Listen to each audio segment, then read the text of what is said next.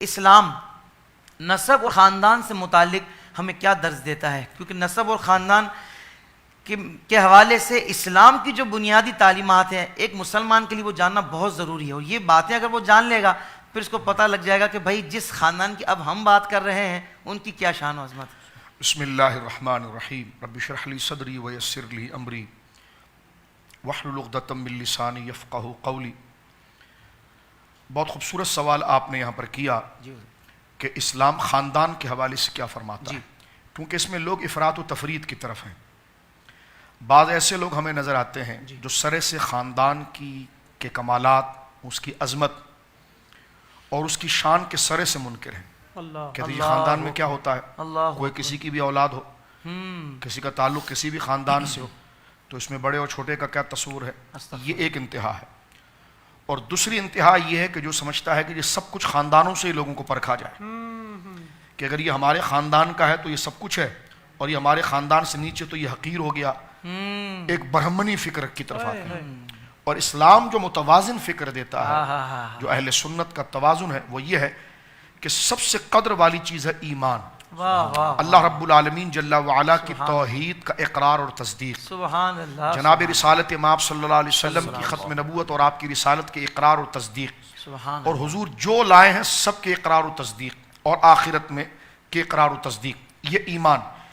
اسلام یہ تاثر دیتا ہے کہ اصل الاصول یہ جو رشتہ ہے وہ ایمان کا ہے۔ ایمان کے بعد خاندان کو اللہ رب العالمین کا کلام اور اللہ کا دین عزت دیتا ہے۔ سبحان اللہ۔ یعنی خلاصہ اس کا یہ ہوا حافظ صاحب قبلہ کہ نسب کی اہمیت دین اسلام میں ایمان کے بعد ہے۔ بڑے قدر والے لوگ بڑے بڑے خاندانوں میں آئے جی، لیکن اگر ان کا دل توحید باری تعالیٰ اور جناب رسالت امام صلی اللہ علیہ وسلم کے پیغام سے منور نہیں ہوا تو اللہ کی قدرت کی نظر میں اور اسلام کی نظر میں ان کی کوئی حیثیت نہیں ہوئی۔ اللہ۔ اور ایک بات آپ دیکھ لیے کہ جنہوں نے اسلام لایا جی، ان کا خاندان بظاہر اتنا بلند نہیں تھا، لیکن وہ شان و شوکت میں بہت اونچا درجہ ایمان کی وجہ سے حاصل کر گئے۔ واہ واہ۔ لیکن اس میں بٹوین، اس کے درمیان مڈل کیا ہے، وہ یہ ہے کہ جن کا خاندان بھی اعلیٰ تھا اور وہ لائے بھی ایمان تو وہ تو پھر بہت اوپر چلے گئے۔ کیا بات ہے حضور، سبحان اللہ۔ تو یہ نسب کی اہمیت ہے۔ میں یہاں غلط فہمی دور کرنا چاہتا ہوں۔ لوگ کہتے ہیں یہ تو برہمن مذہب ہے، یہ تو برہمی فکر ہے۔ برہمی فکر وہ ہوتی ہے کہ جس میں صرف خاندان کو ترجیح دی جائے اور وہ چیز باعث فخر بنے کہ یہ اچھوت ہے۔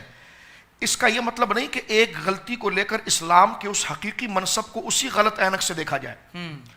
قرآن یہ کہتا ہے، لوگ کہتے ہیں جی ان اکرمکم عند اللہ اتقاکم، جی بالکل، اللہ رب العالمین جل وعلا کی بارگاہ میں شرف والا، اکرم، زیادہ عزت والا وہی ہے جو متقی ہے۔ تو آپ خاندان کو کہاں سے لے کر آئے؟ تو میں نے کہا اس کا معنی کیا بنا، تقوی کا فرد کامل کیا ہے؟ ایمان۔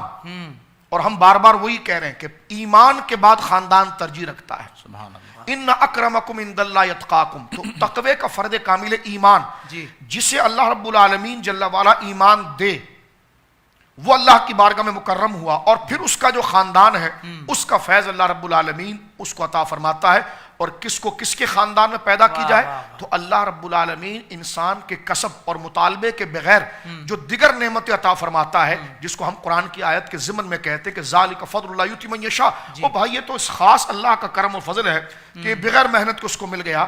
تو یہ اللہ کا ایک فضل یہ بھی ہوتا ہے کہ ایمان کے ساتھ ساتھ اسے اعلیٰ خاندان بھی اللہ تعالیٰ فرماتا ہے۔ تو اس کو چپتی نظر سے نہیں دیکھنا چاہیے، اس کو یہی کہنا چاہیے کہ ذالک فضل اللہ یؤتی من یشاء۔ مثلا اب اس کو دوسرے انداز میں اگر آپ جس طرح ساری کائنات کو اللہ نے بنایا نفس تخلیق میں، یعنی بنانے کے اعتبار سے ساری تخلیق کریشن برابر ہے، لیکن سب برابر ہیں بنائے جانے کے حوالے سے، کمالات کے حوالے سے نہیں، برابر نہیں ہے۔ واہ واہ واہ۔ کمالات کے حوالے سے آسمان کو اللہ نے بنایا، زمین کو بھی اللہ نے بنایا، لیکن جو کمال زمین میں وہ آسمان میں نہیں، سبحان اللہ، جو آسمان میں وہ زمین میں نہیں، جو سمندر میں ہے وہ دریا میں نہیں، جو دریا میں وہ سمندر میں نہیں۔